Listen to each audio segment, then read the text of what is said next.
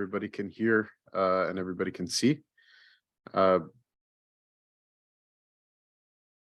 khairan for joining today's session.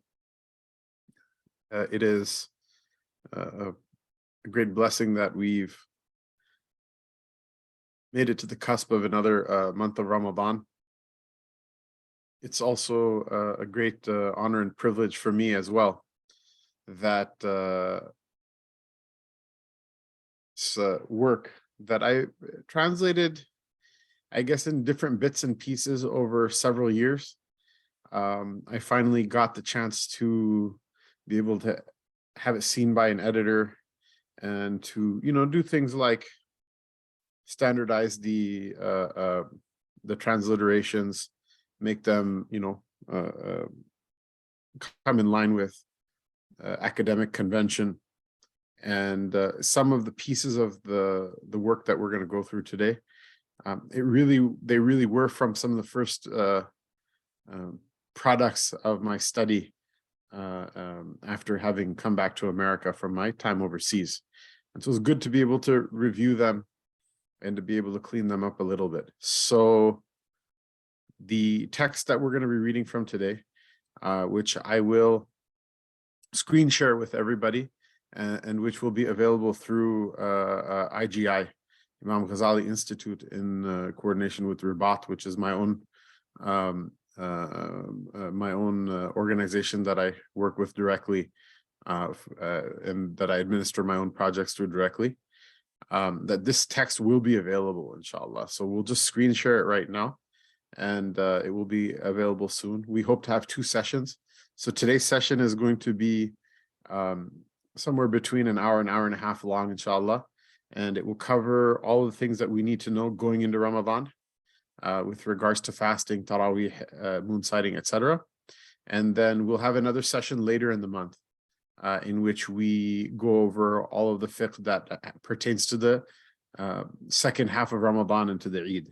So the fiqh, around i'tikaf, or to keep vigil and lodge in the masjid for the purposes of worship in the last 10 days of Ramadan. The Zakat al-Fitr, which is to be given around the time of Eid, ideally before the Eid prayer. And then the Eid prayer itself and a number of issues that revolve around the Eid prayer, including a very pertinent issue which is going to come up this year, which is what to do when Eid is on a Friday. And so I wrote a tract at some point regarding that as well, and we'll get a chance to cover that too. So the text should be available, inshallah, shortly, definitely before the next session. And for today, inshallah, you can follow along. I'll screen share the no frills working version of the text. You can follow along with it while watching the video, and it will be available to everybody, inshallah. So with that, and without further ado, Bismillahir Rahmanir Rahim. Alhamdulillahi Rabbil Alameen. Wa sallallahu tabarak wa ta'ala wa sallama ala Sayyidina Muhammadin, Sayyidina wa sanadina wa habibina wa shafi'ina wa maulana, sallallahu alayhi wa ala alihi wa ashabihi wa azwajihi wa dhurriyyatihi wa ahli baytihi wa man tabi'ahum bi ihsanin ila yawmiddin. So we begin with the text. As you can see, the table of contents. The name of the text is Ramadan in the shade. The 2 Eids in the shade of the green dome, meaning all the fiqh that is pertaining to the first Eid, Eid al-Fitr, and the Ramadan that's connected to it, and then the fiqh that's pertains to the second Eid, the Eid al-Adha, and the Hajj and the sacrifice and the things that pertain to it as well. And in the shade of the green dome is a reference to the city of Madinah Munawwara. The question came up: is this going to be Hanafi fiqh or Maliki fiqh? And the text that we're teaching through is Maliki Fiqh, although I will mention the Hanafi opinion throughout the course, throughout the refresher. So inshallah, it will be of benefit for people that follow both madhabs. But the text itself is a Maliki text. And so we begin with the kalam of Allah subhanahu wa ta'ala who said in his book, إِنَّمَا يَخْشَى اللَّهَ مِنْ عِبَادِهِ الْعُلَمَاء, that Allah subhanahu wa ta'ala describes the great variety and multitudes and order of his creation. And then he says, no one fears Allah from his slaves truly, except for the people of knowledge. May Allah ta'ala make us the people of knowledge. And this is the way to get your Ramadan off on the right foot, is to learn the fiqh. Because if you don't do it right, if you don't get the fiqh right, your acts of worship are, Burger King madhab, which is have it your way. Burger King is not halal, and it's not a madhab of Islam. And so if somebody wants to have something accepted on the Day of Judgment, it's important that we understand how Allah wants it from us, not how we want to do it ourselves. Otherwise, this kind of mentality of, I'm trying my best and Allah knows what's in my heart. Whether you're trying your best or not is a matter of dispute. Whether Allah knows what's in your heart or not, that's a matter of no dispute. But I would urge people to consider the possibility that Allah knowing what's in your heart is actually a far more scary thing than most people, will be ready to admit. That Allah Ta'ala does know what's in our hearts. And so we shouldn't kid ourselves. We should strive and hasten in order to do things the way that pleases Him rather than the way that pleases us, lest we show up on the Day of Judgment empty-handed. And so, mashallah, not to be pessimistic or fearmonger, rather, this is Mubarak to all of you. This is a really good first step in order to prepare for that day, that you want to learn the fiqh. And I love fiqh. It's very important, but it's not everything. This is the foundation upon which the house of your worship is built. The house of your worship will be your suluk toward Allah Ta'ala. It will be how you think about the deen in your mind and how you conceive of it in your heart, how you feel it in your heart. But without being on a solid legal foundation, all of it is going to be, something that's just sinking into quicksand. And so this fiqh is your solid foundation. It itself is not everything, but it is really important, and it is a prerequisite to everything else. So we begin with our study about the two Eids in the shade of the green dome, Fiqh of Ramadan and Hajj according to the school of Madinah, meaning the Maliki school. And like I said, in the footnotes, we'll often mention the Hanafi opinion about things, and we'll also mention it within the context of the dars itself. Much of the text, or a majority of the text, is by Ibn Abi Zayd al-Qayrawani, and you can assume that it's Ibn Abi Zayd's Risala that is being translated here, unless mentioned to the otherwise. So there's some text from the Bidayat al-Mujtahid, there's some text from the Sharh al-Kabir of Dardir on Sidi Khalil, but a majority of what's here is going to be from the Risala of Ibn Abi Zayd. And so we start with chapter 1, not chapter 1 of the Risala, of course, but chapter 1 of this particular text on matters pertaining to the fast, Bab al-Siyam. وصوم شهر رمضان فريضة يصام لرؤية الهلال ويفطر لرؤيته كان 30 يوما أو 29 يوما فإن غم الهلال فيعد 30 يوما من غرة الشهر الذي قبله ثم يصام. وكذلك في الفطر ويبيت الصيام في أوله وليس عليه البيات في بقيته ويتم الصيام إلى الليل. ومن السنة تعجيل الفطر وتأخير السحور وإن شك في الفجر فلا يأكل ولا يصام يوم لاحتياط به أو ليحتاط به من رمضان. ومن صامه كذلك لم يجزه وإن وافقه من رمضان. ولمن شاء صومه تطوعا له أن يفعل أو أن يفعل. So we talk about fasting. That fasting the month of Ramadan is obligatory. It's an obligation by the consensus of the Muslims. Whoever denies the obligation of fasting the month of Ramadan for the person who's able to do so, that person has disbelieved. That person has disbelieved in Islam. And this is a general understanding. I mean, if a person doesn't know exactly what the definition of who is able to, or has some misunderstanding about some part of it, that's not disbelief. But the general idea that every Muslim is obliged to, that's able to fast the month of Ramadan, that they're obliged to do so.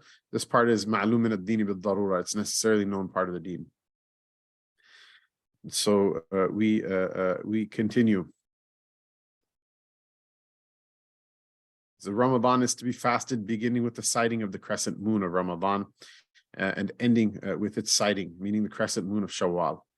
And so this is the rational order in which the books of fiqh are laid out. And every madhab kind of has its own internal rationality, its own internal logic.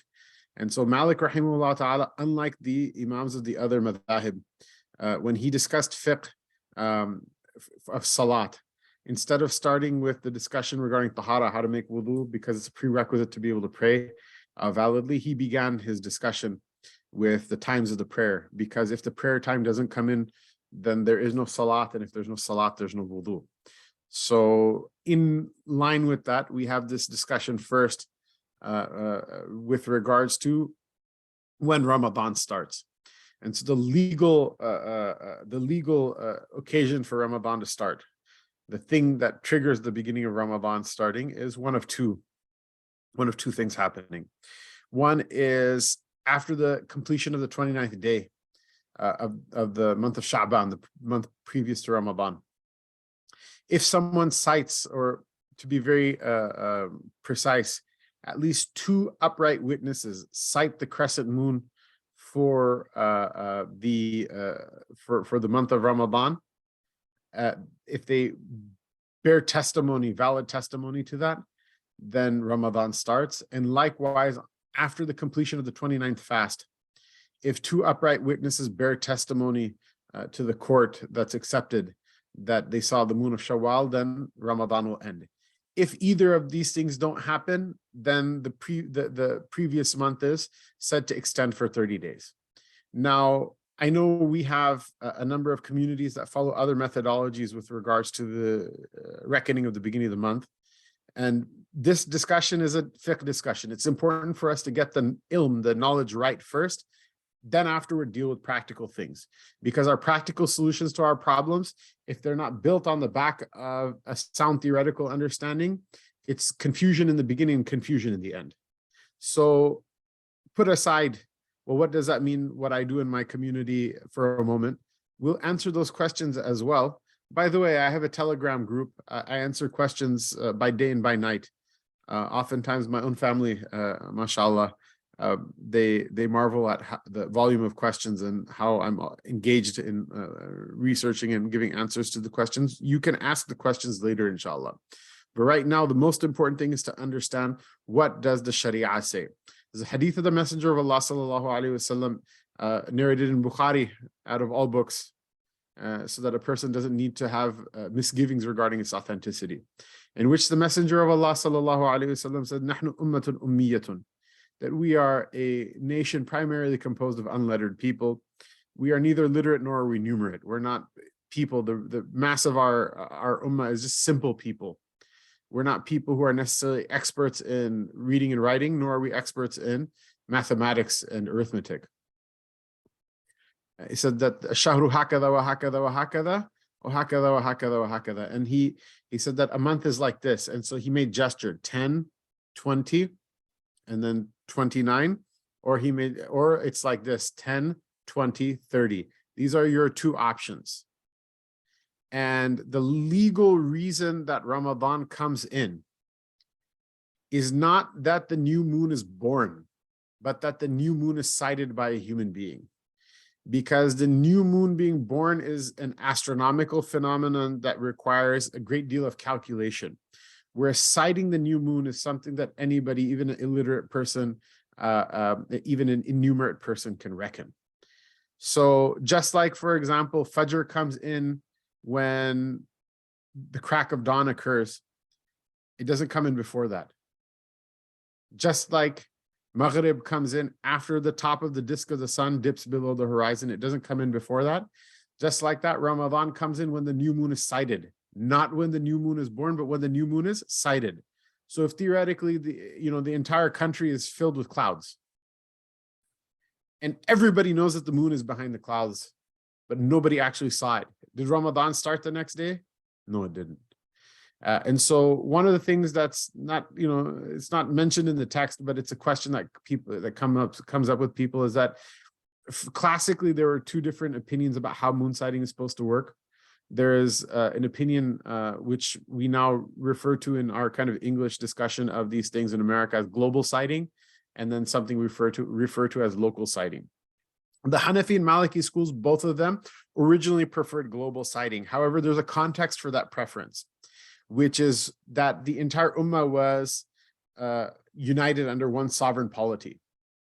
So it made no sense for different provinces of the same country to have different local sightings, because there was a way that communication could occur from one side of the empire to the other. And wherever that wasn't possible, it wasn't possible. Wherever it's possible, there's no reason really for people to not accept one another's sightings, even though as an opinion that may not be the law of the government, but as a scholarly opinion, theoretically, there were always companions, including Sayyidina Abdullah bin Abbas radiallahu ta'ala anhuma, that held the opinion that still every region should have its own sighting that's independent from the others. Generally speaking, a sovereign government would declare one calendar for the entire empire for reasons that shouldn't be difficult for people to understand. However, as time went on, the practice in the ummah basically went to local sighting. And the reason for that is because as time went on, the unity, political unity of the ummah basically fractured. And all of this discussion, why is it that that should be a cause for sighting to go from global to local, revolves around understanding a very simple precept, which I think people don't understand, which is that Ramadan, the beginning of Ramadan, is not established merely by two upright witnesses sighting the moon, but they actually have to bear witness. So sighting is them seeing it. The witness, however, is that person going and appearing and informing a judge or a magistrate of the court that they saw the moon. Then their witness is then scrutinized, or can be scrutinized at any rate, based on what it is that they actually saw, So nowadays, like for example, I sat in the moon sighting committee meeting yesterday. We scrutinize. So we say, hey, which direction did you see the moon in? Did you see it in the north, south, east, west? Were the tips of the crescent up? Were the tips of the crescent down? Did you see a crescent? Did you see a full moon? What exactly is it that you saw? How long did you see it? How high was it up off the horizon? And if they describe something that's not what the moon actually is like, you should see the moon, for example, in the west. If they say we saw it in the east, then we know it's not the moon that they saw. They must have seen something else. And then the scrutiny can be of a second variety as well. One is a scrutiny of the content of what's being witnessed, the witness that's being borne. The second is the character that's bearing the witness. Do you pray? Do you fast? Do you eat halal? Do you cover your nakedness when you go out in public according to a Shari'i standard? Do you, do people see, are you there at Jummah?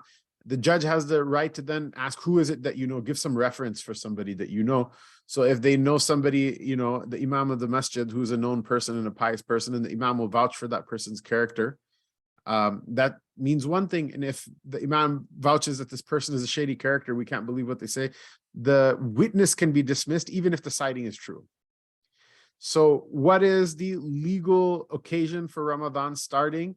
It's not that the moon is there or that it's even seen, but that two upright witnesses, people who others can vouch for their character, that they don't do things haram publicly and they don't abandon the necessary commitments of Islam publicly. That this is the standard that turns a sighting into a testimony. And so when there's testimony of two upright witnesses, then the entering of the next month is considered to be complete. Why is this relevant to the local and global moon sighting issue? The reason this is relevant is because the sighting is something that happens from an individual. The testimony is something which happens through the government. In order to accept a testimony, there needs to be a court that's established. In order to have a court, there needs to be a judge that's appointed by the government who has the ability to enforce rulings. In places like America, where we don't have a Sharia court and the judge doesn't have the ability to enforce rulings, a number of the Maliki fuqaha have said that it's permissible for a qaim maqam, for somebody to be kind of like the next best thing that they're the ones that are recognized internally from the community to be the stand-in for the court where a court doesn't exist. So there needs to be, it's not something that can just happen privately. There needs to be community buy-in and some sort of de facto authority amongst the community. But then when such a person or a body is in place, then their rulings take on a legal significance for the Muslims of that land. In the Hanafi school, there's an alternative system proposed where a non-Muslim government will recognize a particular authority within the Muslim community and invest in them the authority to deal with personal matters and ritual matters like this. But the point is that testimony has to be taken in. So for example, if you want to have global moon sighting, okay, I'm sitting here in Chicago. Someone says, I saw the moon in Roswell, New Mexico. Right? I don't know who the guy is. I don't know where he lives. I don't know if he prays, if he fasts, if he smokes, drinks, if he dances. I don't know any of those things. I don't know anything about him. If he provides character witnesses, I don't know who those witnesses are. If I were to say I'm not going to accept the testimony, does it mean that I don't think the person's a Muslim, or I think they're a bad Muslim, or who knows, maybe the person could be like a great saint of Allah Ta'ala. It's just that we don't know. So within this jurisdiction in which I'm a judge, because I have no way of verifying that testimony, the testimony, it doesn't exist. The sighting exists, but as far as legally, as far as the law is concerned, as a testimony, it doesn't exist because it's an unverifiable piece of information. And so this is why in the old days, someone sitting in Andalusia is not going to be concerned with, the carrier pigeon that brings with all haste the news of somebody in Algeria that saw the moon, because they don't have any way of communicating with one another. They don't have any chain of command or trust or protocols that they can rely on for one another in order to evaluate whether the sighting reaches the level of an accepted testimony or not. So the Sharia, because since the time of the Sahaba, there was a difference of opinion whether the sighting should be one for the Ummah or a separate one for every locality. Since that opinion exists, naturally things devolve to it. If tomorrow everybody ends up, making friends, Morocco and the Saharans and the Mauritanians and the Algerians and the Tunisians and Libyans all give each other a hug, and the Egyptians and the Sudanese and the Syrians and the Arabian Peninsula give each other a hug, and Iraq and Iran, they hug each other and say, let's live together as brothers in a way that pleases the Lord, and as this ummah was intended to be. And as this ummah was supposed to be in the du'as of the Messenger of Allah sallallahu alaihi wasallam, could we theoretically return to a global sighting? Absolutely. However, until then, it's impractical. It doesn't really work because all of the fuqaha agree that the new moon entering, the new month entering, is based on the new moon being born, based on somebody seeing it, and then that sighting being processed as a testimony in front of the court. And until then, it's very impractical. It's not a matter of like we're racist against these people, so we won't accept their sightings, but we like these people, so we'll accept theirs. It's a completely administrative issue that is difficult to solve otherwise. It's difficult to solve otherwise. So we continue. The next thing that's talked about is intention. That how should the intention of Ramadan be made? So one should intend on the first night of Ramadan to fast all of it. If he does so, then he's not required to subsequently make the intention to fast anew every night again for the rest of it. Meaning, if you intend once Ramadan enters that I'm going to fast the rest of this month of Ramadan, and then a person were to fall asleep and they were not to, they don't wake up until Eid, then the fasts are all considered valid because while they're sleeping, they didn't do anything to break the fast. Obviously, this is probably not going to happen in real life. And obviously, even if it did, it would be very problematic because, you got to wake up and you got to pray and, do other stuff. But this is the theoretical point. It's a person might not sleep for 30 days, but they may sleep for a day or two. This happens. It's, again, also rare, but it's something that happens. This is the Maliki opinion. In the Maliki school, the intention has to precede every action, and fasting is no exception. Whereas in the Hanafi school, my understanding is if a person were to wake up at some point within the fast, they can still make the intention before a certain point while the fast has started, if they haven't already done something to break the fast yet. But the Maliki school is very stringent, and suffice to say, it's the optimum way of intending the fast is to have your intention precede the beginning of the action rather than being in the action itself. Fasting is completed at the beginning of the night. In the Shari'i system, the night time is it's defined as beginning at the time of Maghrib, once the top of the disk of the sun has dipped below the horizon. This is the beginning of night in the Sharia, and the beginning of day in the Sharia is when at the crack of dawn, at the time the Fajr comes in. So fasting is completed at the beginning of the night, meaning once the top of the disk of the sun dips below the horizon, then the fast is over.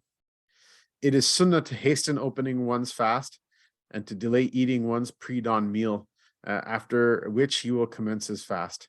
However, if one has doubt as to whether or not the dawn has broken, one should abstain from food. And the take home, the takeaway from all of this is what? Don't eat until you're absolutely sure that the sun has set. If you have any doubt whatsoever, don't eat. And then once you're absolutely sure that the sun has set, then don't delay. Don't delay opening your fast. You don't have to gorge yourself. In fact, you shouldn't gorge yourself. Please don't gorge yourself. But hasten opening the fast. There's barakah in eating at that time. Just like it is an act of worship in abstaining from food during the fast, it's an act of worship to hasten one's opening of their fast at that time. And the Prophet ﷺ actually described this as one of the superior qualities of this ummah, that we're not masochists. We're not fasting just because we like to bring the pain. Rather, we're doing it only for the sake of Allah Ta'ala. And so hastening the opening of the fast is itself an act of worship, and it's an act of slavehood, showing your slavehood to Allah, that, Ya Allah, it was only not eating because you said so, and now you say it's okay to eat. Now it's a sunnah to eat. I will eat to make you happy, just like I was hungry to make you happy before. And this is really important. You don't, again, have to eat a lot. Sometimes opening your fast just has to do with eating a date, or eating a part of a date, or having a sip of water. And if you don't want to eat after that, that's up to you, but that has to happen. That needs to happen. It's not sinful to delay it if you have no choice, but if you're intentionally delaying it, it's not a good thing. Likewise, it's a sunnah to eat a pre-dawn meal, what's referred to in Arabic as suhoor. And the time window in which a person can have suhoor starts after the astronomical midnight. Astronomical midnight is the halfway point between the dawn and between Maghrib. And so it may be off a little bit before or after 12 o'clock p.m. But it's probably a little bit before 12 o'clock p.m. Sorry, 12 o'clock a.m. I apologize, what they call the clock midnight, right? But anytime after that clock midnight, anything you have, even if it's a sip of water, if you don't feel like eating or drinking a lot, you don't have to get up and eat a paratha and pakoda and samosa and like whatever, like have a pizza or like gorge yourself. In fact, please don't. Please eat something healthy and eat in moderation and eat less. But you should have something. It's a sunnah, and it's also a source of barakah in the fast as well. Drink something, at least, hydrate, something like that, so that you can say you fulfilled the sunnah. This is also a sign of one's slavehood to the Lord. And the food that you eat and drink at the time of iftar and suhoor, it's a mubarak time to eat and drink. There's barakah, there will be shifa in it. It will cure your mind, it will cure your body, it will cure your heart of its sicknesses. One should partake in them as an act of worship, just like one fasts as an act of worship. That being said, when you're eating, you can eat all the way up until the moment that the dawn cracks. If you eat one bite, drink one drop after that time, your fast is invalid. People make up weird like 10-second rule, 15-second rule, 3-minute rule type stuff, and it's all false. The sunnah is to stop eating at such a time that you're absolutely sure that you don't eat into when the dawn breaks. And in fact, to leave somewhat of a gap, to intentionally leave somewhat of a gap from the time you stop eating until the time that the dawn breaks. But if you theoretically were to eat up all the way up until the time the dawn breaks, that's not going to invalidate the fast, nor is it haram, nor is it even makruh in that sense. But if you eat a minute after the dawn has broken, then you have to keep the rest of the fast, and you have to make the fast up afterward if you didn't do it intentionally. If you did it intentionally, then there's a penalty with it as well, and we will cover what that is. I don't know how to say that nicely. I don't think it's a complicated issue. It's not hard to understand. It's maybe emotionally hard to understand for some people. Maybe if you mention this to your parents or to other people while they're eating, they'll completely, go rogue on you. They'll go postal on you. That's their problem. But I'm just telling you right now that this is how the fiqh works. That's how the fiqh works. The question is, so if you wake up late, does it not count if you didn't make the intention? If you didn't make the intention to fast for the whole month, then no. But generally, everybody makes the intention that I'm going to fast for the entire month. Yeah, and so that's, I think, 2 questions answered with 1. One should not fast a day early before the announcement of Ramadan's commencement out of caution. This is the mas'ala, this is the issue in the Sharia known as the Yom al-Shak, the day of doubt. The Rasul sallallahu alayhi wasallam said, "Man sama yom al-shakki faqad asa Abul Qasim sallallahu alayhi wasallam, or kama qala alayhi salatu wasalam," that the person who fasts the day before the sighting occurs out of caution, out of doubt, meaning that, oh, maybe the moon is there, but just nobody saw it, and so I want to, just fast out of caution. That person has disobeyed the Prophet sallallahu alaihi wasallam, and this has to do with a mentality.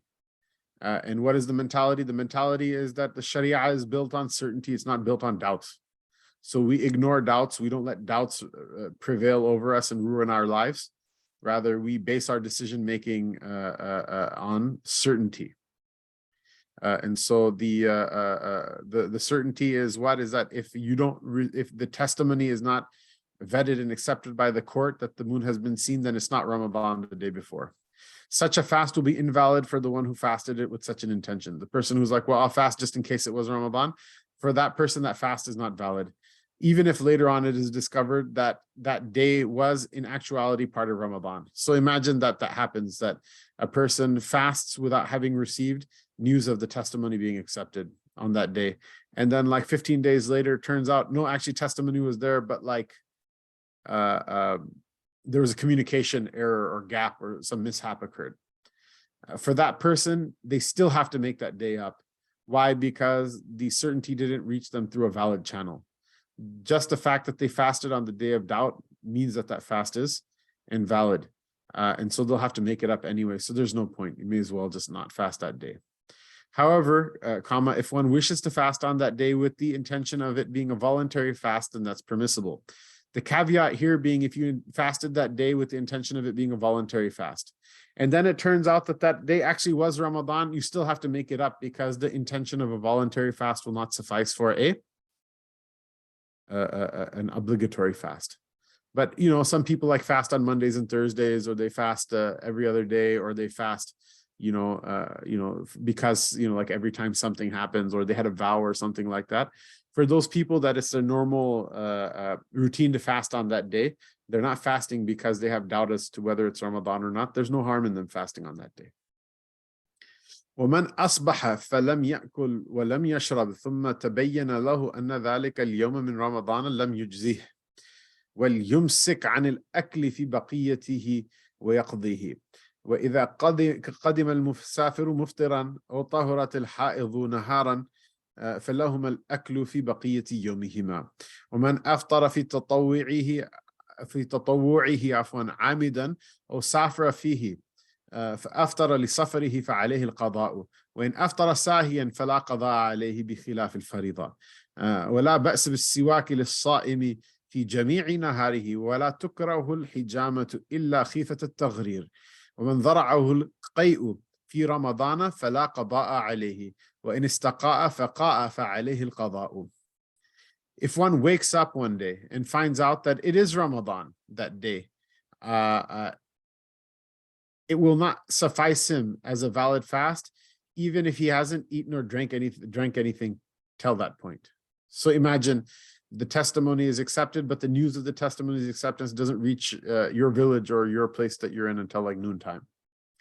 And so you just woke up at like 11:30 and you're like, well, I haven't eaten or drank anything yet. So maybe this fast day will be valid. In the Maliki school, it's not going to be valid. Why? Because the intention to fast has to precede the fast. It cannot enter into the fast. And so that's the point that's being made over there in the Maliki school.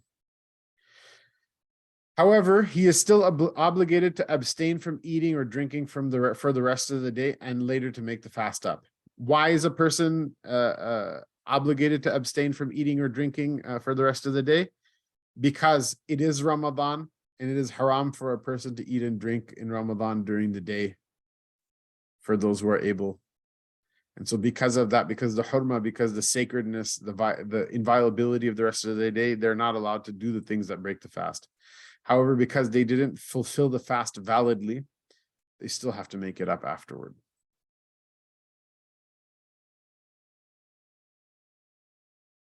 If a traveler who is not fasting has his prerogative, and we'll talk about that later in the chapter about what the definition is of a traveler and what the dispensation for a traveler is.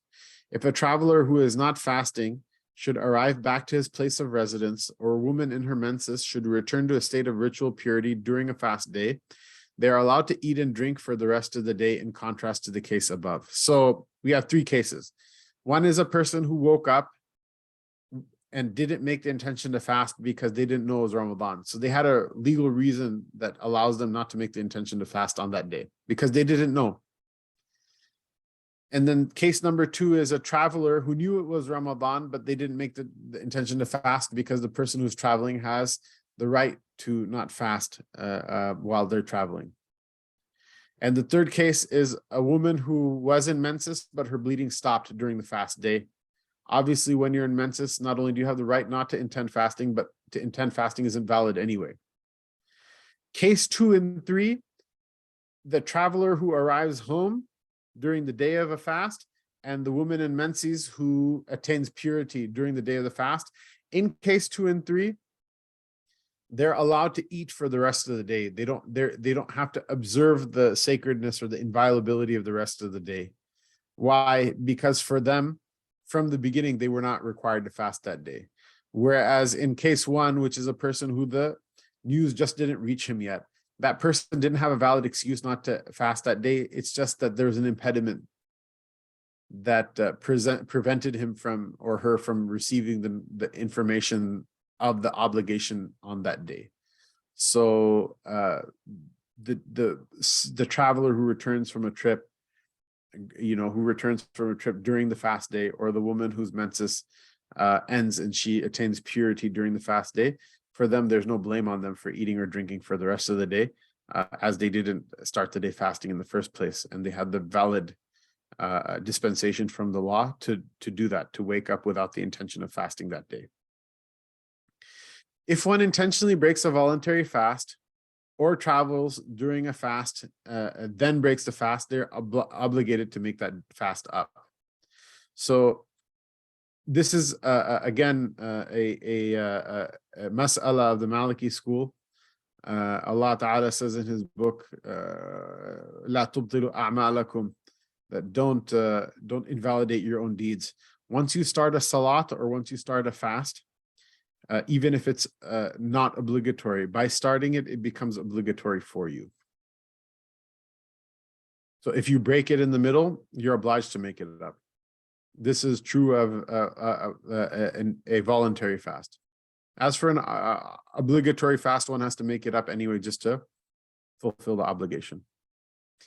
If a person is fasting and then they travel, their travel commences, and then they break the fast after having started it, they still have to make that fast up afterward as well. Or if a person commences travel before the dawn comes in,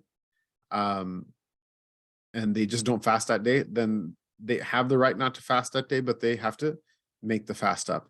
Now, in the Maliki school, for traveling, the ability to take the dispensation to not fast for travel is only there for the person whose travel precedes the fast. So, for example, if your flight is at 10 a.m., and you're at home at like 5 whatever when the fast starts, since you haven't started traveling yet, even though you know you're going to travel on that day, you don't have the right to not keep the fast. You have to keep the fast.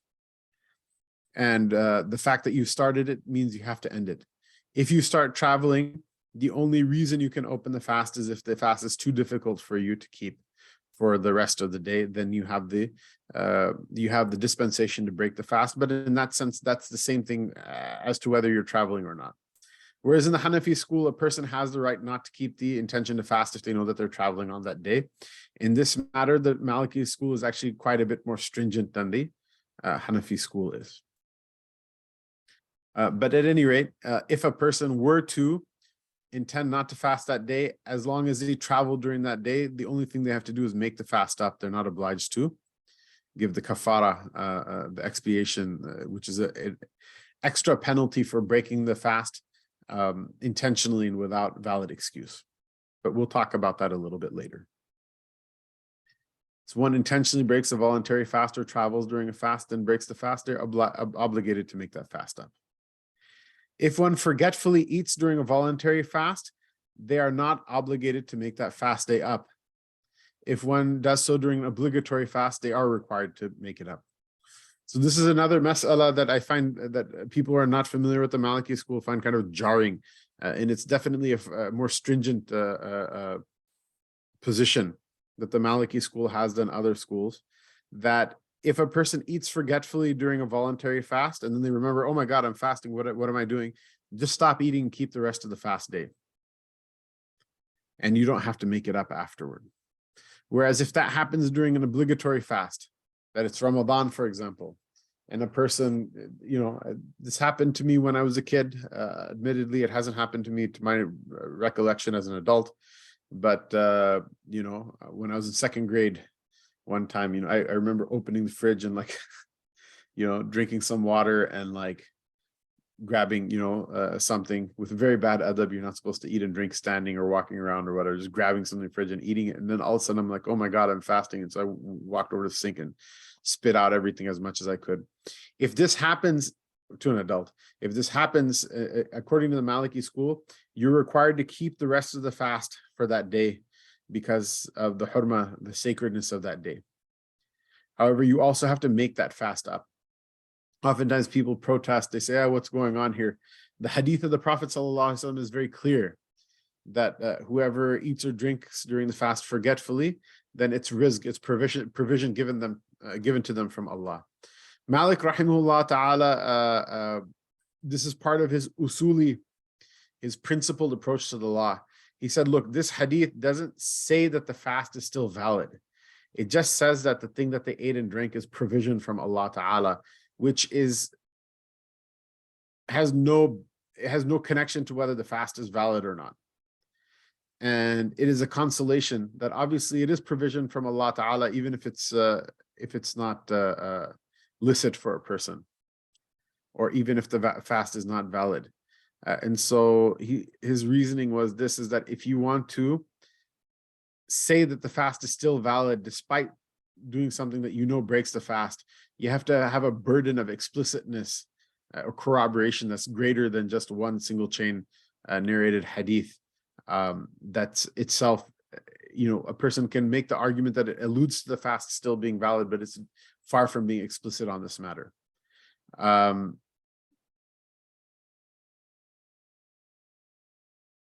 So that's what that is. And the other madhahib for a person who forgetfully eats, the fast is still valid. They just have to keep the rest of the fast day. This is a difference of opinion, but it's good to know that Malik's opinion is to the contrary, and that there's a principled reason for it. That if you want to prove that something that's known to break the fast actually doesn't break the fast, there's this kind of special type of overwhelming burden of evidence that needs to be presented in that case. And this is a very similar reason. This is a very similar reason to why it is that the Maliki school and the Hanafi school also don't allow, for example, for wiping over socks, even though they allow for wiping over khufs for wudu, is because it's known, very clearly known, that you have to wash your feet for wudu. If you want to modify a well-known and well-corroborated ruling, you have to bring something a little bit more strong than an illusion or an inferred ruling from something that's not stated explicitly. And Allah Ta'ala knows best, and there's mercy in the difference of opinion of the ulama. The fasting person can use the miswak during the entire day. The miswak is what? The tooth stick. That's a sunnah with which to keep the mouth and the teeth clean. And like that, I would say, is the toothbrush, but not with the toothpaste. Toothpaste oftentimes has surfactants. They stick to the inside of your mouth, and you can't fully, chemically, it's known, you can't fully spit them out. And so you'll necessarily swallow some part of it.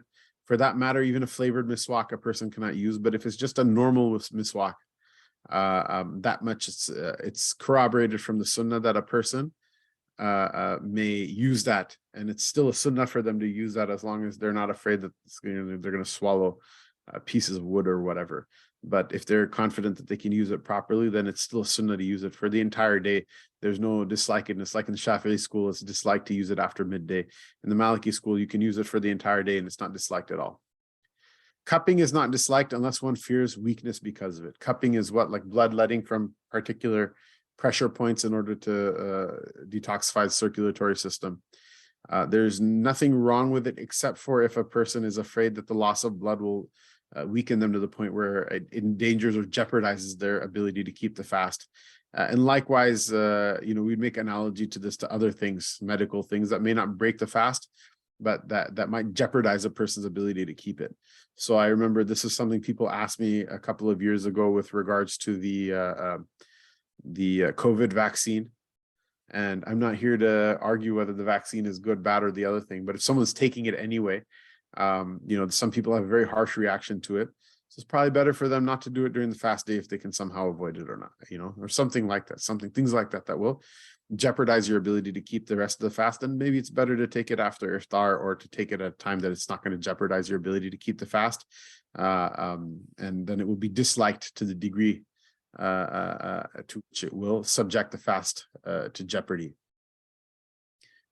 One who is overcome by vomiting need not make up his fast. If one intentionally induces vomit and vomits as a result, the fast must be made up. So if a person, for example, like involuntarily vomits, as long as they spit all of it out, the fast is still valid. I know it's gross to think about it, but some part of the vomit will backwash back involuntarily. If a person vomits involuntarily, the amount of backwash that goes in is forgiven. But whatever you're able to spit out, you have to spit out. If a person intentionally swallows the vomit of an involuntary fast, again, very gross, I feel grossed out just saying it, then they invalidated their fast by swallowing that. And if a person voluntarily vomits, the reason that they invalidate their fast by voluntarily vomiting is what? Is that this is something that they had control over. So the small amount of involuntary backwash, then they're responsible for it. So that's why they invalidate their fast, because it's impossible for a person to vomit without some part of it coming beyond the throat and then washing back into it as well. And so that's the simple reasoning behind that.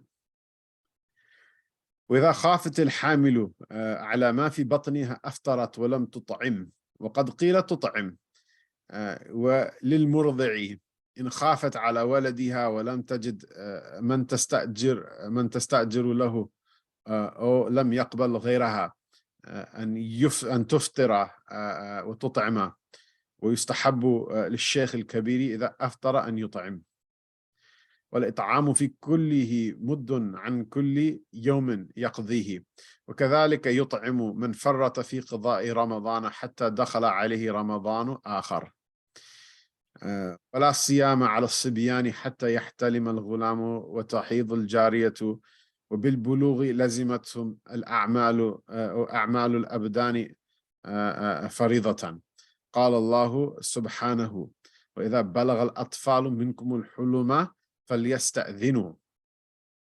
So now we have, I guess, a number of exemptions for different health reasons.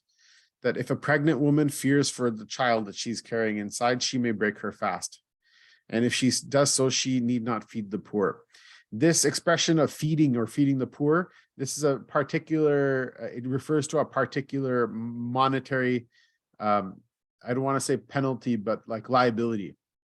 And we'll define what it is in the next section. But feeding is a type of monetary liability that can be submitted in lieu of fasting or fasting on time. So a pregnant woman, if she fears for the health of her child, she may break her fast and she need not fear the poor. Why is this? Because while the baby is in her womb, the health of the baby is her health.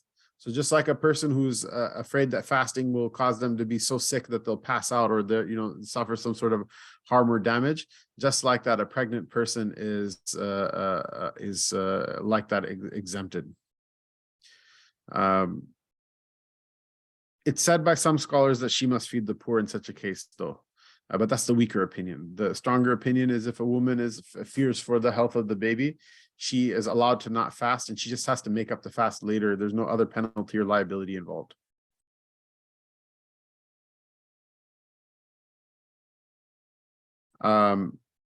If a mother breastfeeding her child fears for her child because of her fast and she's unable to hire a wet nurse for it, meaning to feed the child, or the child will not accept the milk of other than her. This happens as well as some children, they will drink the milk from their mother or from one woman, but not the milk from another. They don't like the taste. If that's the case, then she may break her fast and must feed the poor. Meaning what? If the pregnant woman has a child with her, like in her body, and she doesn't fast out of fear for the child, she only needs to make the fast day up later on when she's able to. If a woman has already delivered a child, now she herself is able to keep the fast, but the reason she doesn't keep it is for fear of the consequences to the child, then she may break her fast, but then she has to make it up when she's able to later on. And she also has to give this amount of what we consider feeding the poor, which again will be technically defined later on. But she's obliged to do so. What's the difference between the two of them? The baby, when it's within the body of the mother, is considered to be part of the body of the mother in that sense. I don't want to go because we have this whole abortion debate in the United States and then it gets all out of hand.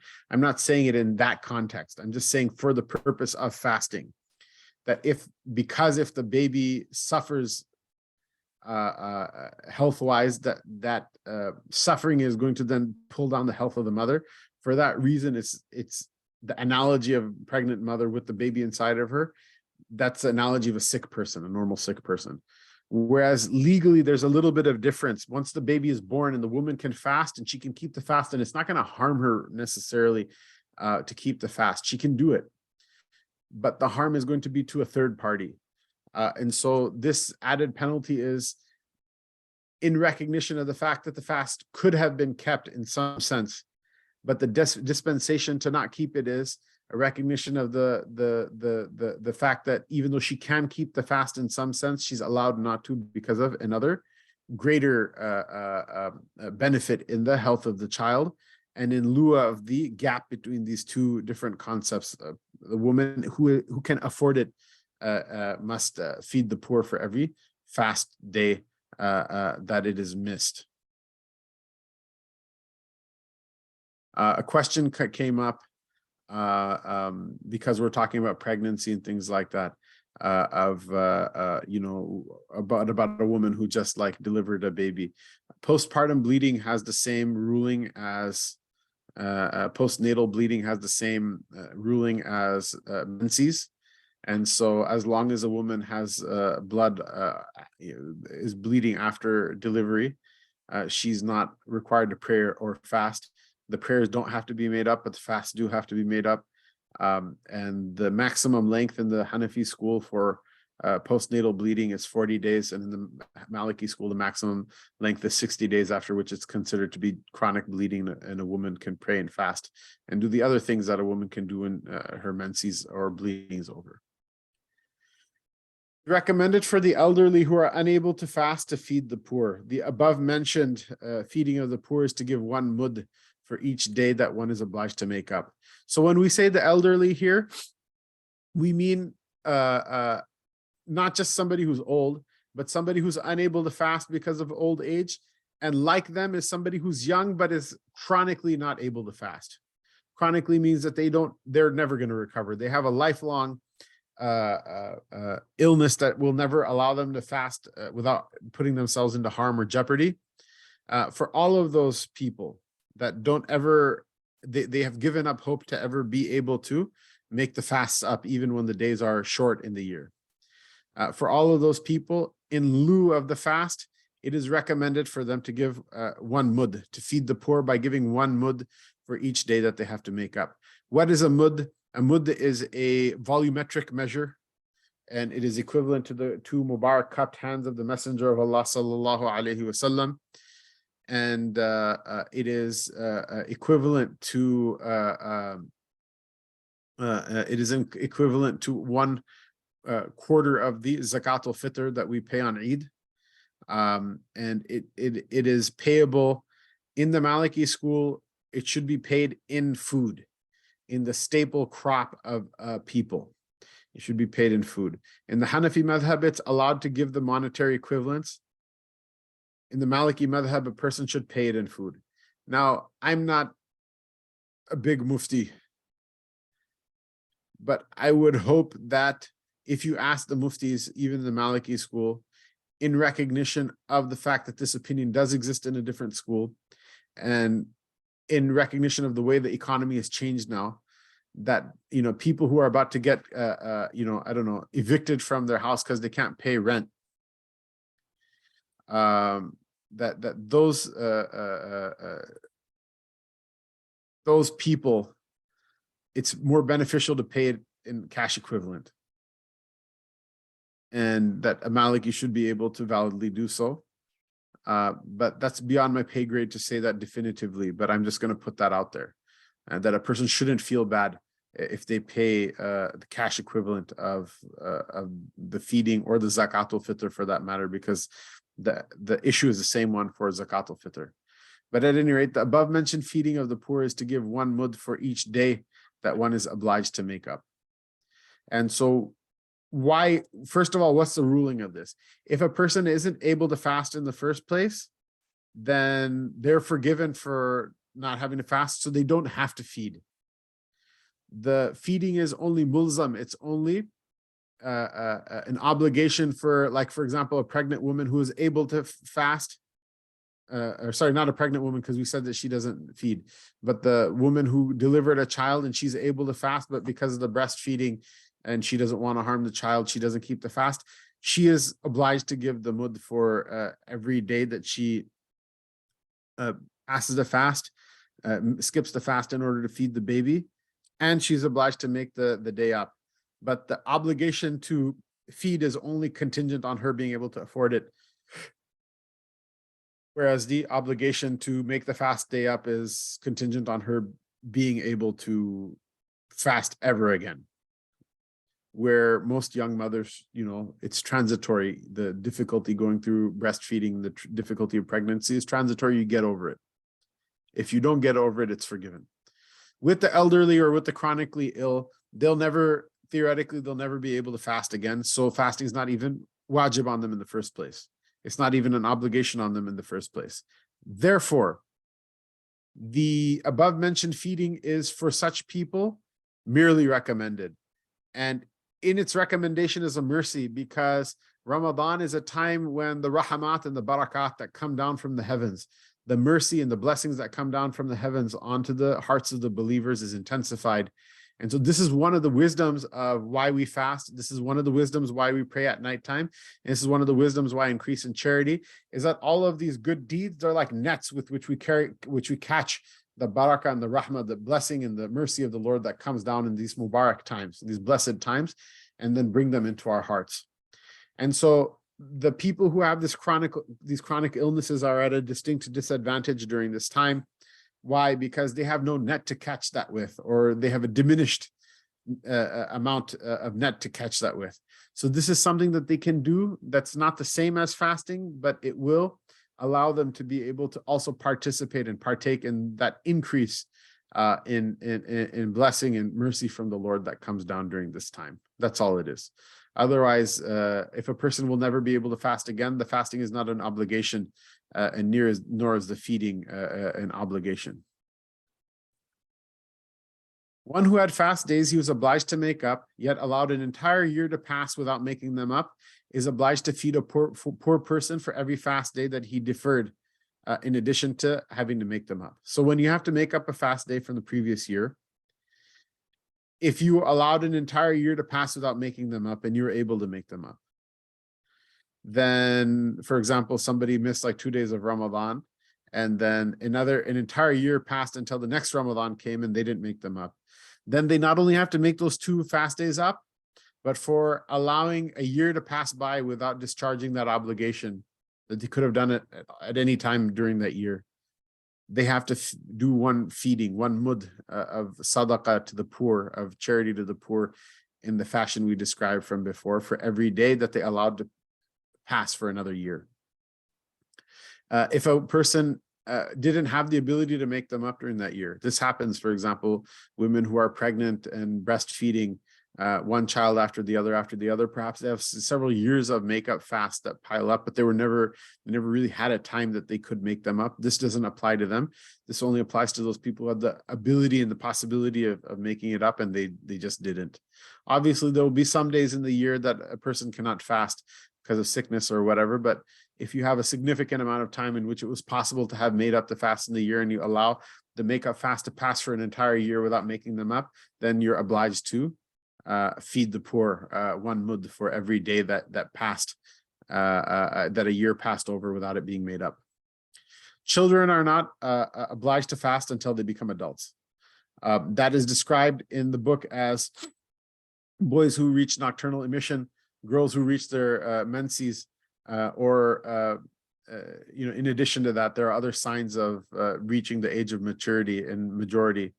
And if none of those signs come over somebody, then in the Maliki school, them reaching the age of 18 lunar years, and I believe in the Hanafi madhab it's 16 lunar years, that once that passes, but don't quote me on the second point, that once that passes, then a person has to fast. They're considered to be an adult legally. Malik is unique in the sense that he actually considered it makruh for children to fast. The other imams said, no, if the children can fast, there's a benefit in it. There's blessing in it. Malik said he took a dim view of children fasting before it was obligatory on them to fast because of his fear of it causing developmental damage to them. And so that's a different opinion, and that's an opinion also worth looking into. However, that being said, if one is confident that it will not cause such damage, then inshallah, it's hoped that inshallah, there's some good in the children fasting. Again, it depends from person to person, time to time, place to place, circumstance to circumstance. Someone asked, so someone's recent years are all up to date, but prior to that, the fast has to be made up and the feeding of the poor. Yes, every fast that a person didn't do has to be made up. And every fast that a year passes over without it being made up, without a proper Sharia sanctioned excuse, then a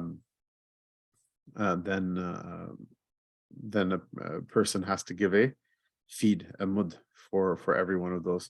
Someone asks, is there a difference of opinion between the madhahib regarding feeding the poor for delayed qada fasts? Yes, there is. I don't believe that this rule is there in the Hanafi school. Puberty obligates them, meaning children, to perform physical obligatory acts of worship.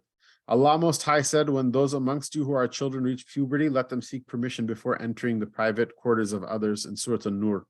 This is an ishara, it's a sign saying that once they reach the age of puberty, then all of the rules of the Sharia, sacred Sharia, then become obligatory for them.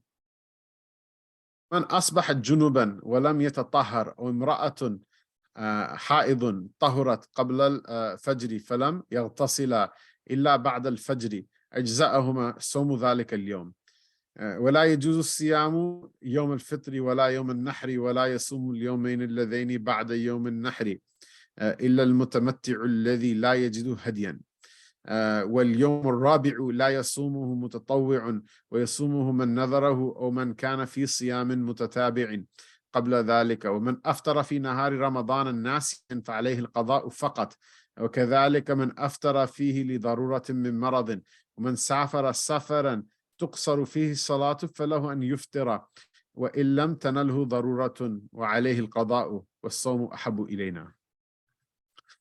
So someone asked a question with regards to teenagers at school who have exams that fear that they can't handle them with the fast. The school exams are not a valid reason to skip the fast. Someone asked a question, does the rule of allowing a fast day to pass from year to year, necessitating paying to feeding the poor, does this apply to delaying kafara too? We haven't talked about kafara, but the summary is it doesn't apply to anything except for the fast of Ramadan. All right, so we continue. If one wakes up in a state of major ritual impurity without being able to take a purificatory bath, a woman who was in menses enters into a state of purity while sleeping, but was likewise unable to bathe before dawn, their fasting of that day will still be valid.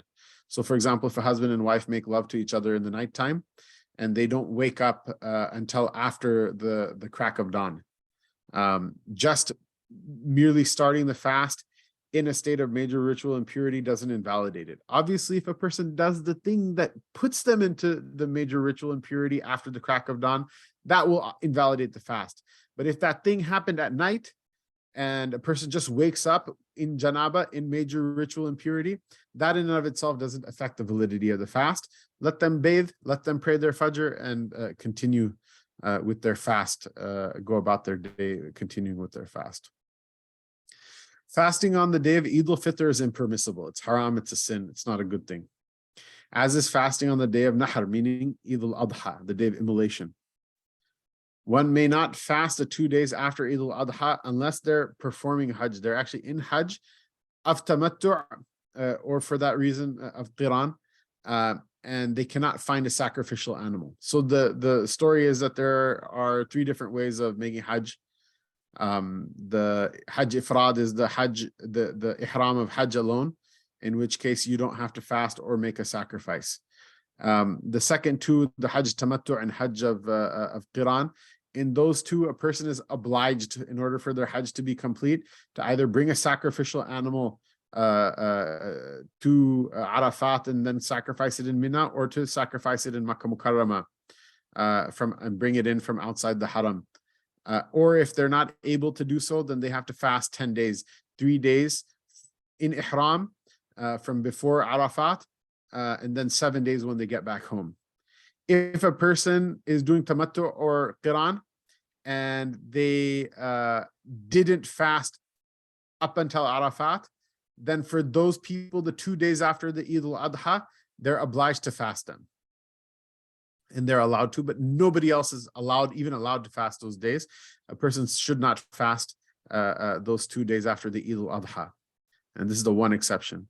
And one may not keep a voluntary fast on the 4th day after Eid, meaning there's Eid, and then there's a 2nd day, 3rd day. The 4th day also, a person cannot keep a voluntary fast on that day. Only the person who is in Tamattu or Qiran and hasn't fasted from before Arafat has to fast, that person can fast that day.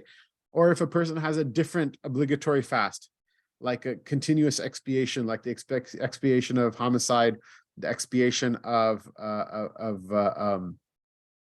Zihar, the kafara, which will be mentioned later in this chapter, only for those people is it allowed to fast that day, and that they're in the latter 2 cases, if they already started a continuous expiation, then they're obliged to fast on that day. Otherwise, those are not days to fast. One who forgetfully breaks his fast during a day in Ramadan must only make up that day's fast. There's no further penalty. And we talked about this ruling from before. It's repeated here for emphasis. Likewise is the ruling for one who broke their fast in Ramadan from dire need due to illness. That person who they had illness and so they didn't fast, they only need to make the fast day up. There's no penalty for it otherwise. What is the illness that allows a person to break their fast or not fast? Intense or severe pain, the fear of passing out, losing one's senses, like not being able to see properly or hear properly anymore, the credible fear of an illness getting worse, or the delay of an illness getting better, or some sort of intensification of the illness to which one is susceptible. And so that would include vertigo or a severe headache. Uh, one who travels on a journey long enough that the prayer is shortened therein. And so this is now a definition of which type of travel allows a person not to fast.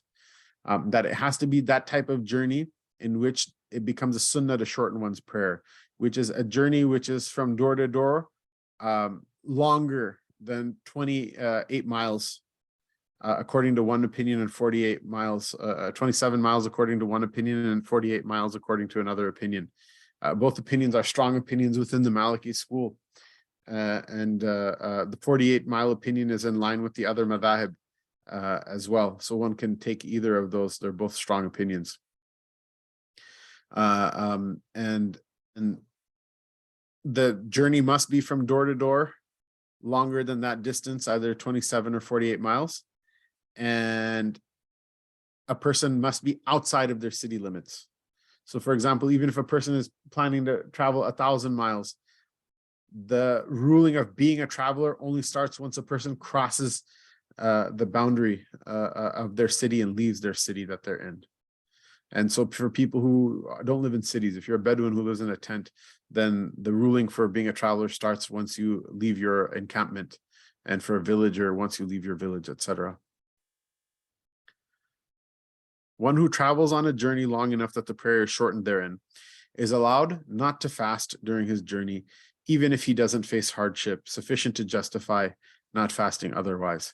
Such a person must merely make up his missed fast.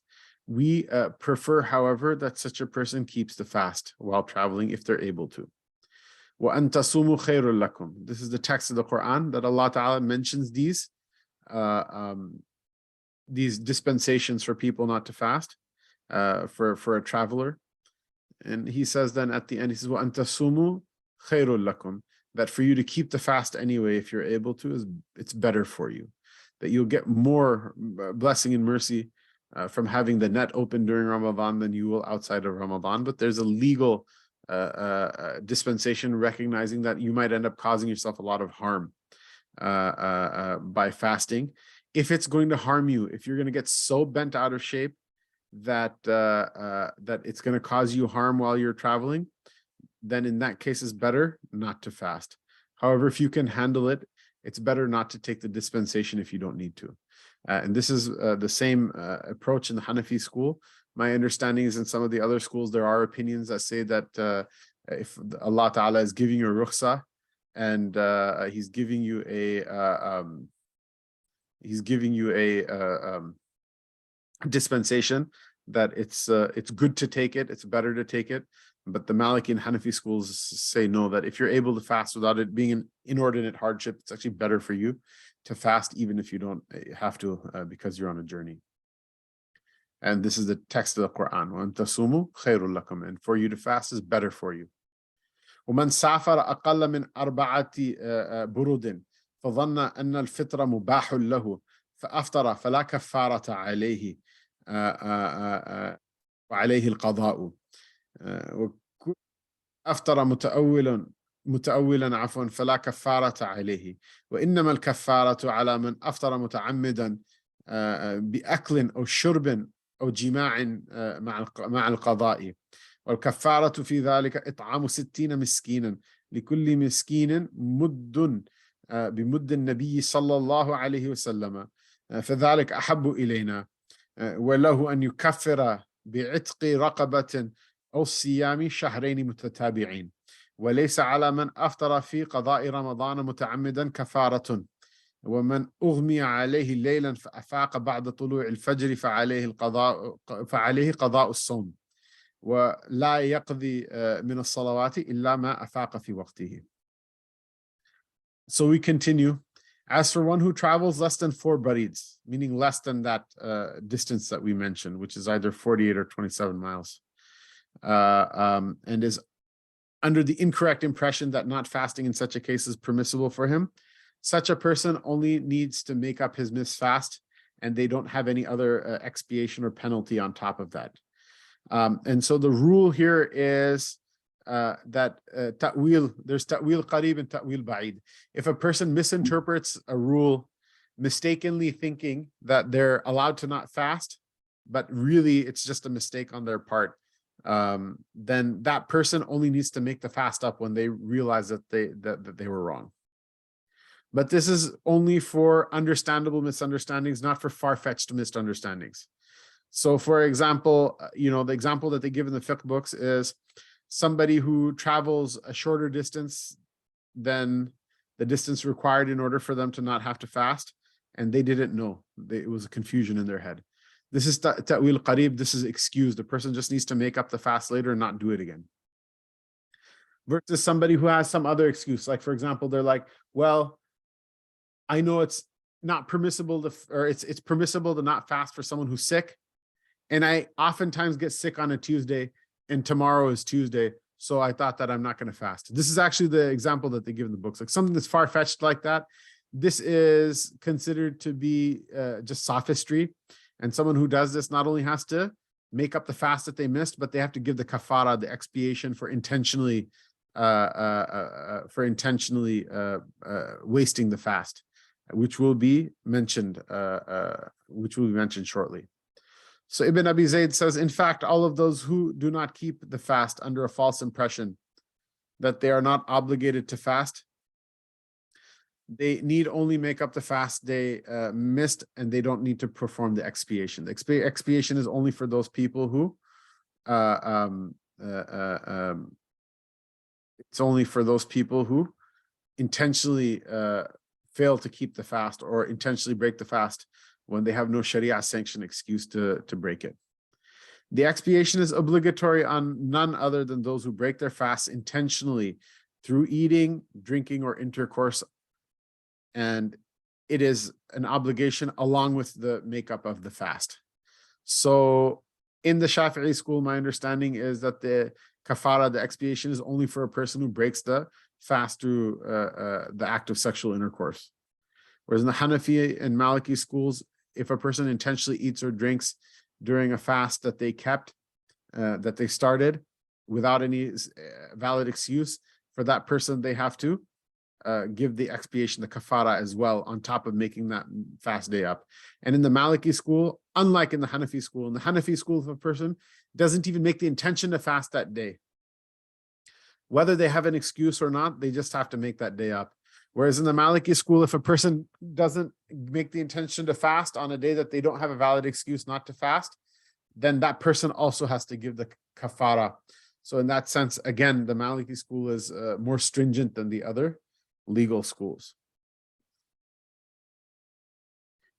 The expiation, so he defines what the kafara is. The expiation for all of that is to feed 60 impoverished Muslims.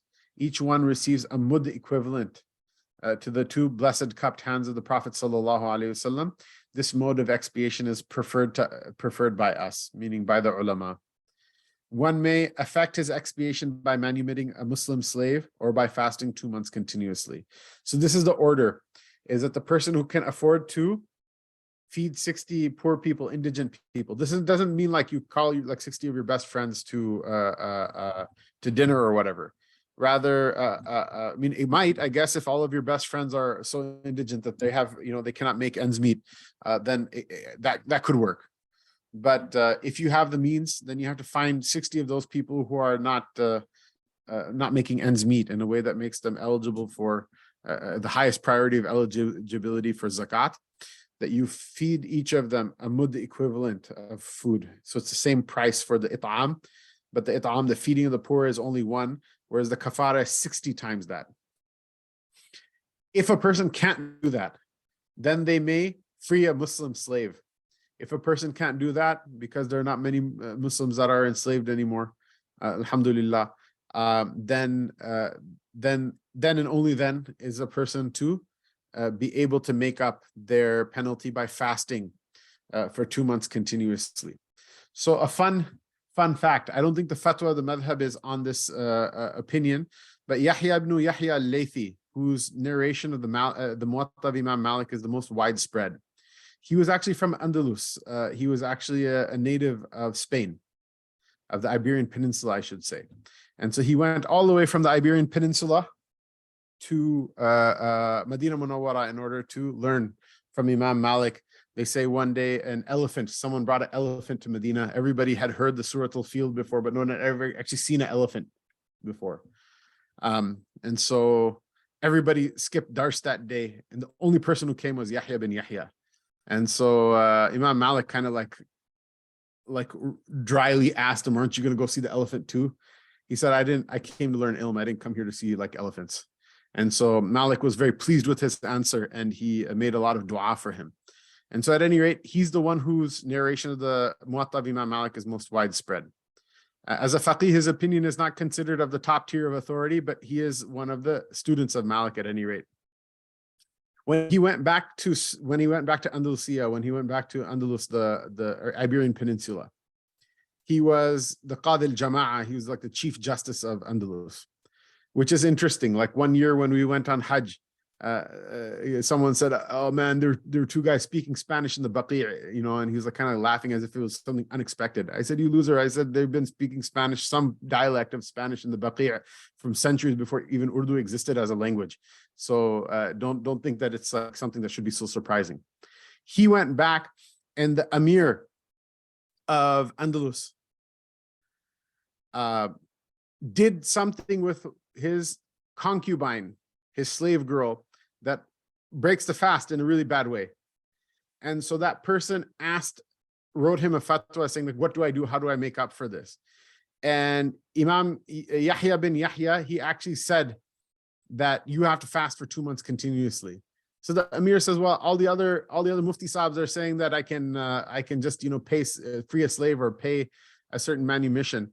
And he said, no, for other people, yes, for you, no, because the wealth doesn't mean anything to you.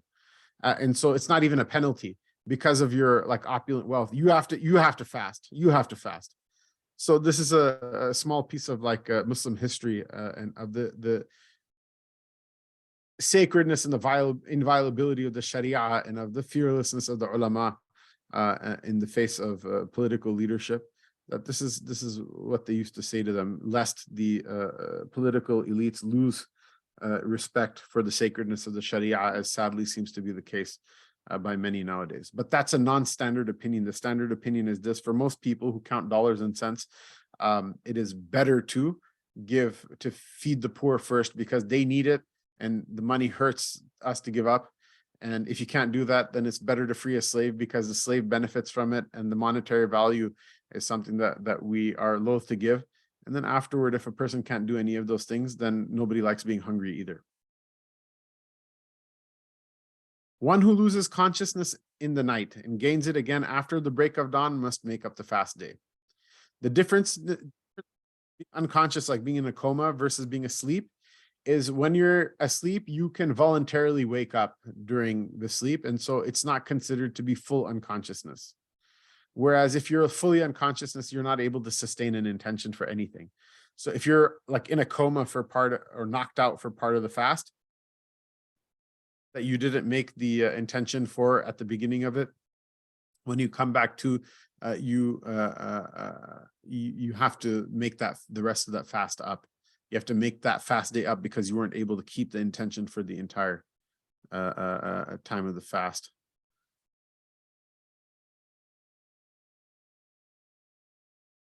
For the mud, does the food have to be the pricing of where you live? It should be where it's distributed. We continue. وَيَنْبَغِي لِلصَّائِمِ أَنْ يَحْفَظَ لِسَانَهُ وَجَوَارِحَهُ وَيُعَظِّمَ من شهر رمضان ما عظم الله سبحانه ولا يقرب الصائم النساء بوطء ولا مباشرة ولا قبلة للذة في نهار رمضان ولا يحرم ذلك عليه في ليله ولا بأس أن يصبح جنبا من الوطء ومن التذ في نهار رمضان بمباشرة أو قبلة فأمذى لذلك فعليه القضاء ومن تعمد ذلك حتى أمنى فعليه الكفارة ومن قام رمضان إيمانا واحتسابا غفر له ما تقدم من ذنب وإن قمت فيه بما تيسر فذلك مرجو فضله وتكفير الذنوب به والقيام فيه في مساجد الجماعات بإمام. So now he gives some spiritual advice that the point of the legal understanding of Ramadan is so that you're set up to be able to sustain the spiritual benefit. So he says, with regards to that it behooves one who is fasting to protect his tongue and his limbs from indulgence in evil and magnify in the month of Ramadan that which Allah has magnified, glory be to him. So protecting the tongue means don't talk haram, don't backbite, don't lie, don't cheat. Don't talk about things that are idle. Don't just make vain idle talk. Try to talk less. We don't take a vow of silence in that sense, but one of the linguistical meanings of Sawm in Arabic, the same word that we use for fasting, is silence. And so try to observe silence when you need to, and break the silence by saying Assalamu alaikum, or by making the dhikr of Allah, or by making dua, or by reading Quran, or by saying a good word to somebody.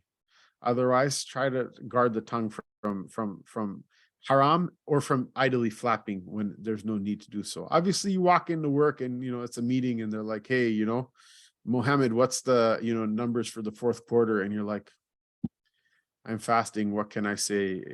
But I'm fast. No, you're gonna get fired from work, right? So go ahead and give your work meeting as you need to in order to maintain your employment and things like that. Why? Because earning a living is a good thing. It's part of your deen. It's not part of the dunya.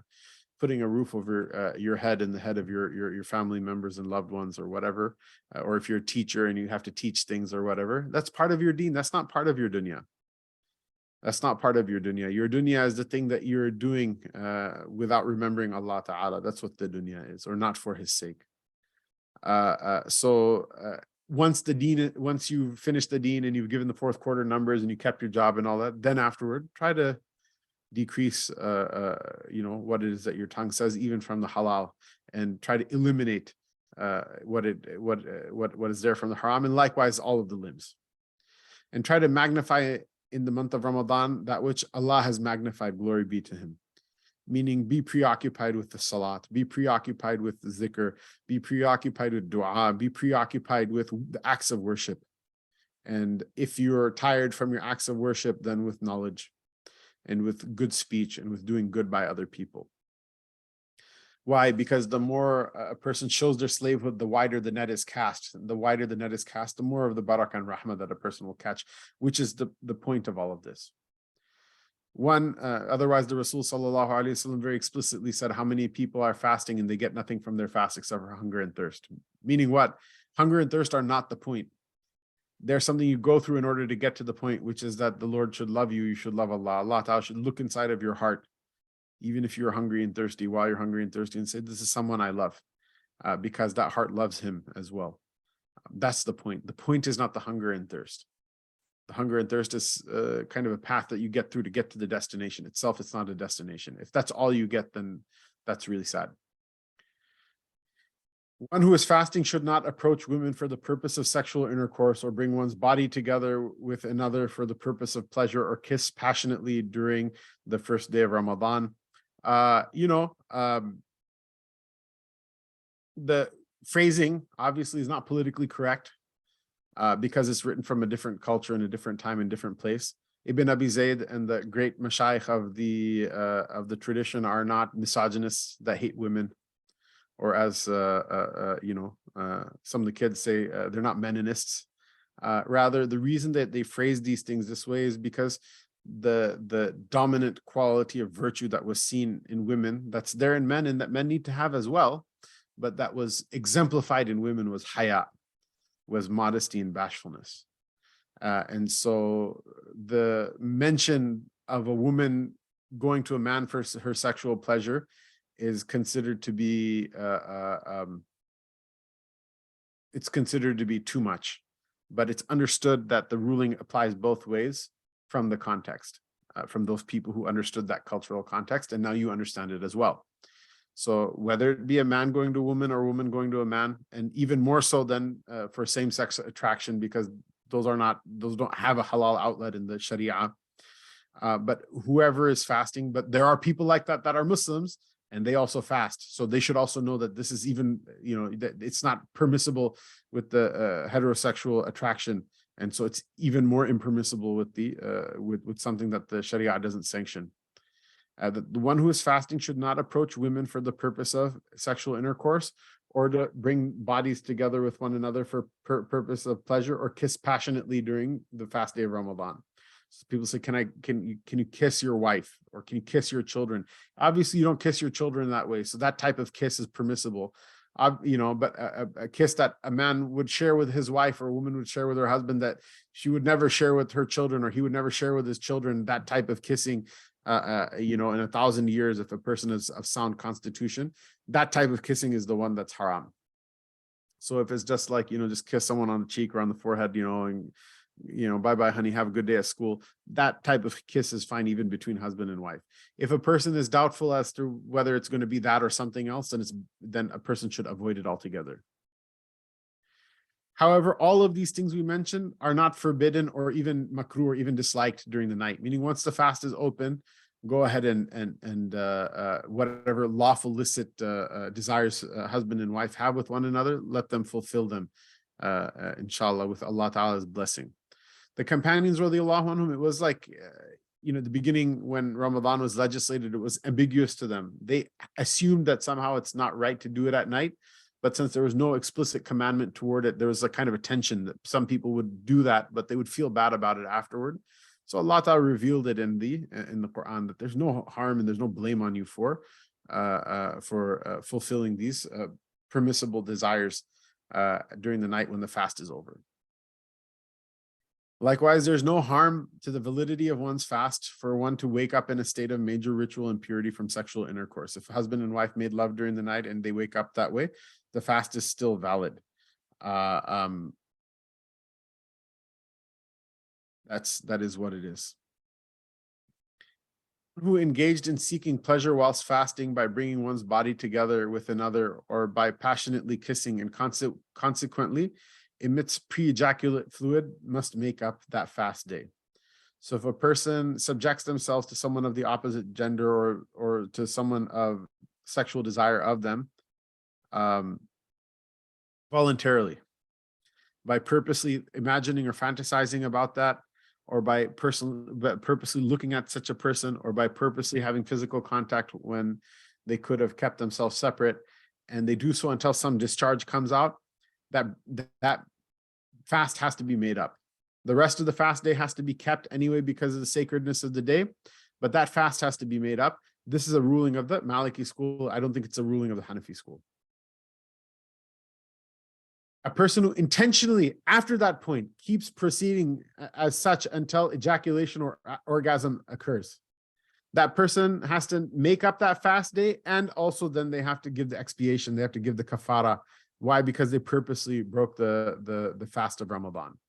The reason the pre-ejaculate discharge doesn't trigger the expiation is because a person is not entirely sure when they cross that line sometimes. Whereas getting to the point of orgasm, one would hope that somebody noticed something's going on before you get to that point. In normal people, someone definitely notices something's going on before they get to that point that they need to bail out of. And in general, thinking about indecency, talking about indecency, approaching indecency, or, I guess if it's lawful between a husband and wife, it's not indecent in that sense, but it's something that's very private, that those things just stay away from them. And now we'll wrap up the Darsi will talk a little bit about the Salatul Taraweeh. Says, whoever stands in prayer in the nights of Ramadan in faith and hope for reward from Allah, all of his previous sins will be forgiven. So if you stand in prayer in it, meaning in Ramadan, with what you are able to in the way of prayer, this is desirable, and by it shall sins be forgiven. There's a hadith of the Prophet ﷺ, Man sama Ramadana imanan wa ihtisaban ghufira lahu ma taqaddama min dhanbihi.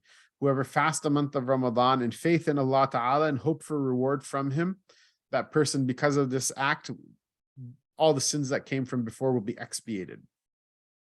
Meaning you still have to repent from your major sins, but they will be expiated. وَمَنْ قَامَ رَمَضَانَ إِيمَانًا وَاحْتِسَابًا غُفِرَ لَهُ مَا تَقَدَّمَ مِنْ ذَنْبِهِ. The Rasul ﷺ further adds that whoever stands in prayer in Ramadan in faith in Allah Ta'ala and hope for reward from him, all of their previous sins will be expiated. ومن قام ليلة القدر إيمانا واحتسابا غفر له ما تقدم من ذنبه. And the person who stands in prayer during the night, the Laylatul Qadr, during the night of Qadr, in faith in Allah subhanahu wa ta'ala, and hope for reward from him, his previous sins will be expiated. The second qiyam that's mentioned in this hadith, that the person who stands in Ramadan, this is a reference to the Salatul Taraweeh, the extra prayers of the nights of Ramadan.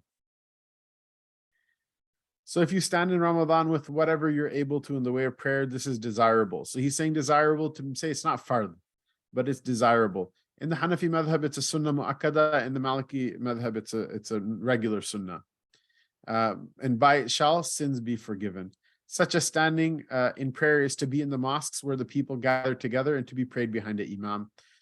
This is the standard and the default, and it was chosen by Sayyidina Umar radiallahu anhu, and the ijma' of the ummah has been from that time until this time, including the companions radiallahu anhum, that they would do that.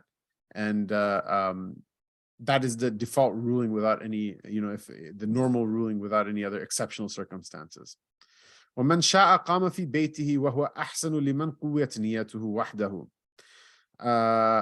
وكان السلف الصالح يقومون فيه في المساجد ب20 ركعة ثم يوترون ب3 ويفصلون بين الشفع والوتر بالسلام ثم صلوا بعد ذلك 36 ركعة غير الشفع والوتر وكل ذلك واسع ويسلم من كل ركعتين. And so he says that whoever wills may pray in his home. This is more meritorious for him who's resolved to pray on his own is strong. Meaning this is an exception. The rule is you should pray it in the masjid. But it's an exception that those people who their will to pray is strong, that they're not going to pray 4 rak'ahs and say, okay, now I'm going to take a break and then fall asleep on the couch. But the person who's going to read and they say, I'm going to read more and I'm going to read better and with more focus on my own, for that person, it's better for them to pray alone. The caveat that this is only if the congregation is already established and going in the masjid. If no one's praying in the masjid, then to establish the congregation in the masjid is more meritorious. If that a congregation is already established and a person is such that they will pray alone, better with more recitation and with more intensity and with more devotion, more fervently at home, so then that person can pray at home. Otherwise, all things being equal, they should go to the masjid. One whose resolve is strong, it's more meritorious for them to pray at home, as long as the congregation has already been established in the masjid. Pious predecessors, meaning the companions and the successive generations after them, used to stand in prayer in the mosques, and they used to pray 20 rak'ahs, and then they would pray 3 rak'ahs of witr after that, separating between the shafa', between the first 2 rak'ahs of the witr and the last rak'ah of witr with the salam in the middle. So 2 rak'ahs, assalamu alaikum, and then 1 rak'ah, assalamu alaikum. This obviously is different than the Hanafi school. In the Hanafi school, the witr is prayed all 3 straight through without salam dividing between 2 and 1.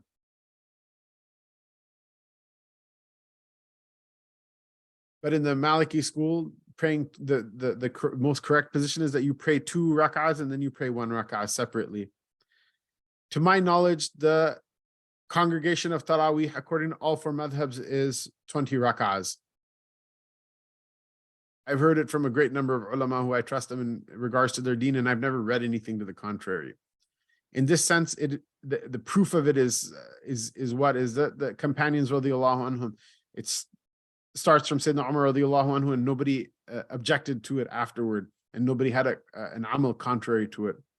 And I don't really see anything else other than that it's at least minimally 20.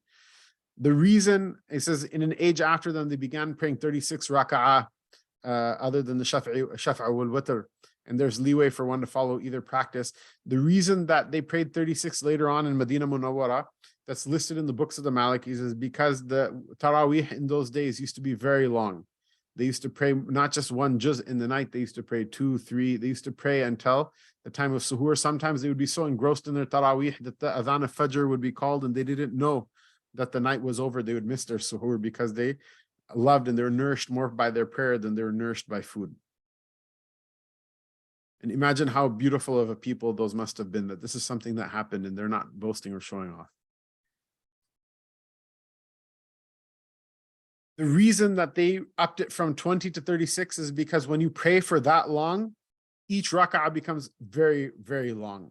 So if someone gets stuck inside of the salat, inside of 2 rak'ahs that are like, take a half an hour and someone has to go to the bathroom or whatever, it becomes a fitna, it becomes difficult for them. So a way to cope with this is they would increase the number of rak'ahs so that people can pace themselves and get out of the salat if they need to rest or if they need to use the bathroom or whatever.